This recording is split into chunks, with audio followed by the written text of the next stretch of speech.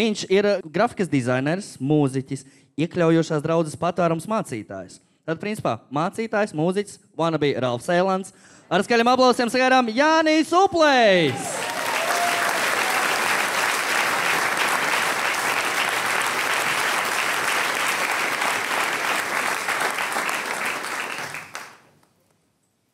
Nu, sveiki visi. Tātad, mazliet. Gribu ar sevi iepazīstināt, jo iespējams, ka jūs pārējos cilvēkus mazliet labāk nekā mani zinat. Tad, man sauc Jānis Uplejs.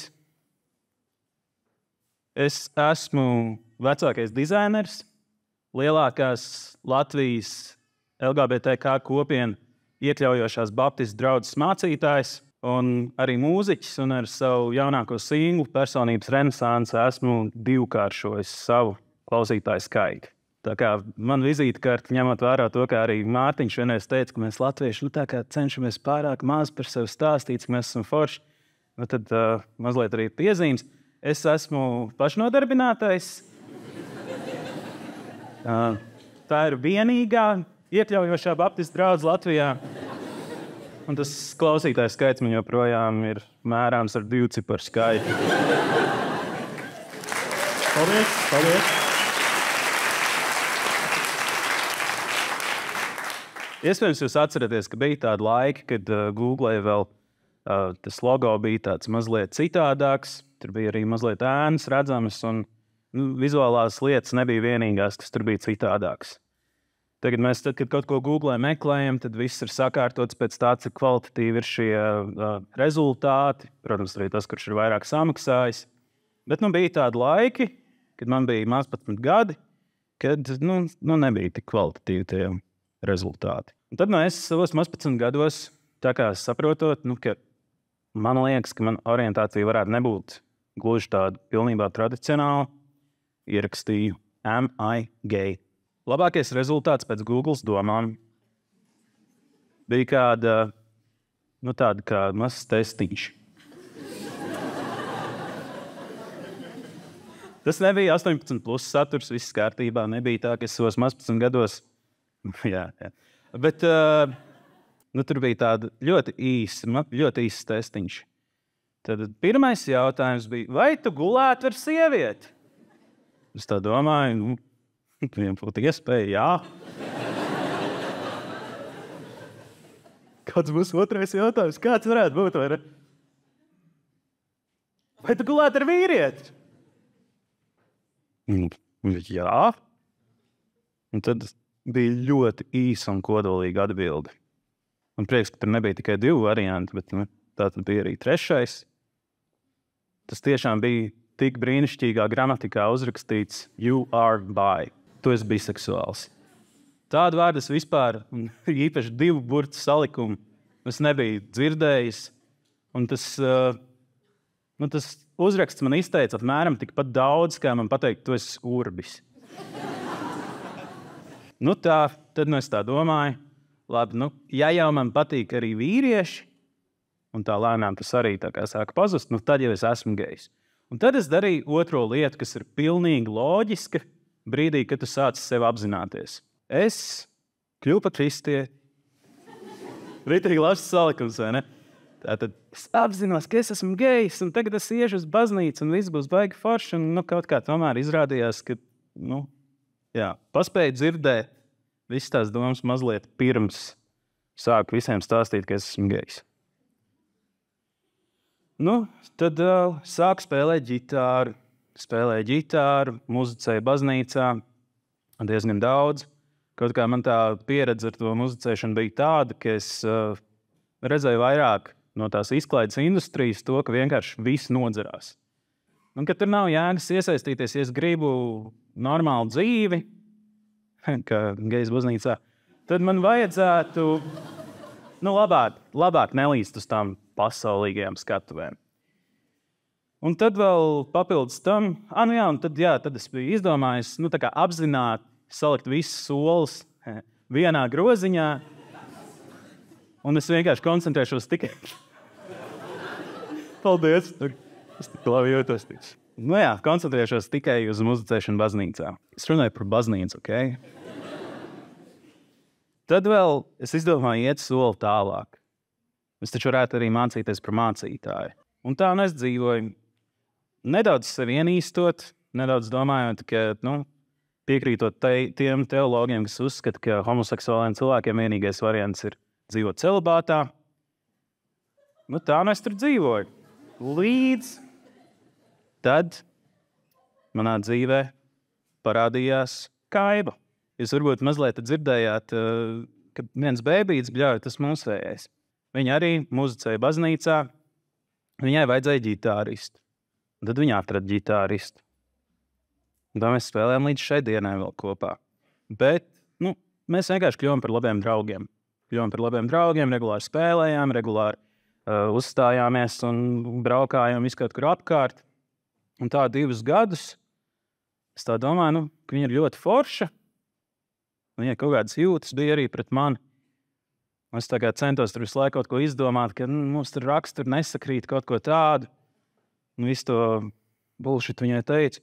Bet īstenībā man bija visādas domas galvā. Pirmkārt, ka mēs varētu būt tādi ritīgi labi draugi, ka mēs arī atrodam dzīvokļus viens otram blakus. Tagad dzīvot kopā, bet tā kā nē.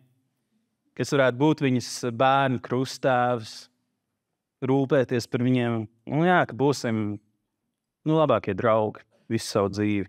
Un tā es tur viņu čakarēju, saka, tur visu laiku kaut kāds iemesls, kāpēc mēs nevaram būt kopā. Līdz es beidzot saprotu, man ir jāpasaka viņai īstais iemesls. Tā tad es viņai pasaku, ka esmu gejs. Un tas aizņēma, protams, stundu, līdz es varēju tos vārdus dabūt pār savām lūpām. Un viņa teica, žēl. Zaudējums meitenēm, bet viss kārtībā. Un tas bija tik iedvesmojoši, ka es viņai pateicu šo daļu, bet viņas attieksme pret mani pilnībā nemainījās. Un tad mans noslēpums ir ārā. Man vairs nav no nekā jābaidās. Es varu būt pilnībā atklāts, un mēs ar vien tuvāki un tuvāki draugi palikām līdz tik tuvi, ka sapratām, ka neesmu es gejs.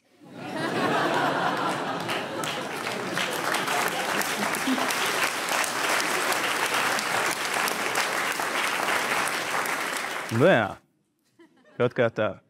Un tad mēs tā kā palikām tajā konservatīvajā vidē, tā kā turpinājām gan tur muzicēt, bet tad bija tur kaut kāda tāda brīža, kad es, piemēram, pateicu, ka es ieliku Facebookā uz profilu bildes, ka es balsošu par vienu partiju Saeimas vēlēšanās, kas tā kā atbalsta tos homoseksuāļus. Tad jau man pateica, ka viens draudzes mācītājs, ka es nekad viņu draudzē vairs nevarēšu runāt. Tad arī, mazliet par to gatekeeping, par to tā kā pareizās mācības nosargāšanu bija tāds gadījums, ka pirmais dēls jau bija piedzimis un tāds, jau tur bišķīt staigāja kaut ko apkārt.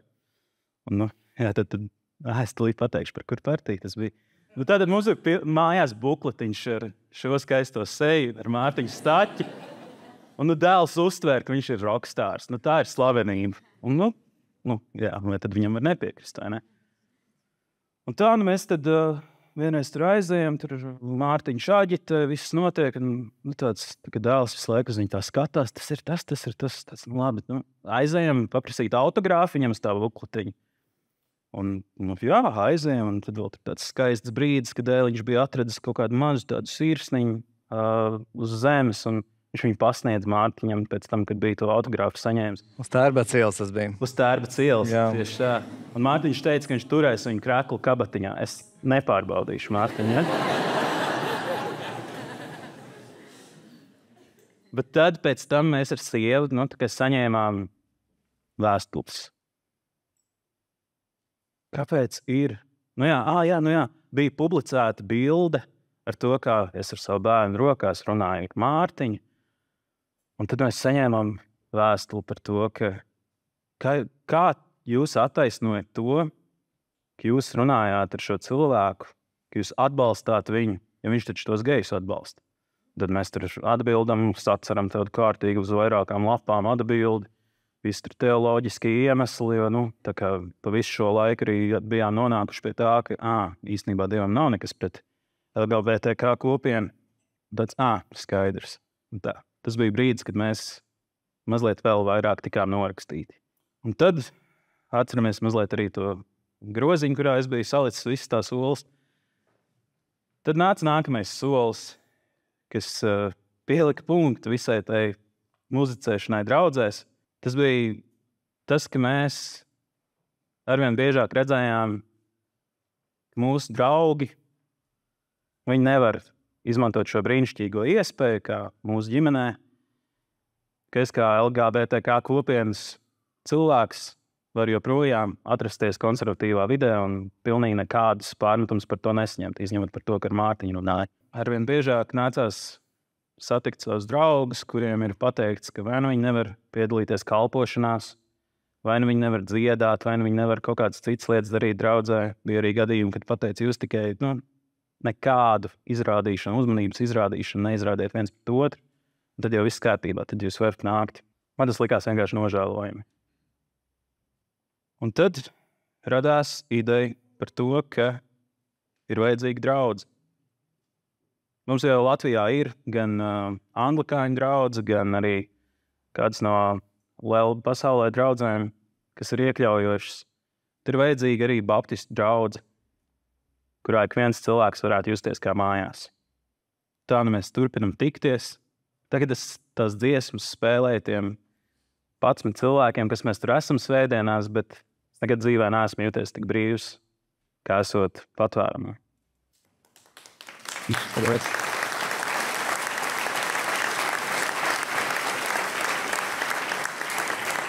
Un būtībā tas, ar ko es arī gribētu noslēgt, ir biseksuāliem cilvēkiem ir jābeidz slēpties.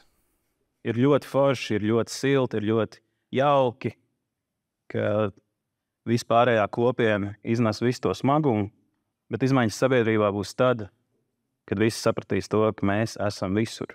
Man ir laba draudzene Kanādā, latviešu mācītāja, kur arī teica, ka izmaiņas viņas konfesijā Kanādā notika tikai un vienīgi tad, kad par cilvēktiesībām sāk runāt gan cilvēki šie kopienas pārstāvi paši, gan viņu draugi, gan viņu vecāki. Un es esmu pilnīgi pārliecināts, ka tāds brīdis pienāks arī Latvijā. Tā kā neliksim nolas vienā groziņā, un lai Latvijā viss iet uz augšu. Paldies jums!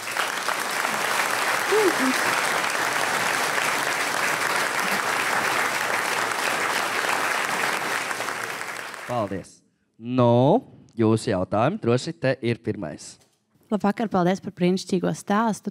Man jautājums, bet skatoties tikai un vienīgi no šīs perspektīvas, ne no visu stāstu kopumā, un tā perspektīva ir kā Ralfa Eilanda galvenais konkurents, vai varētu tomēr teikt, ka lielās baznīcas pelmešana bija tāds fuck-ups?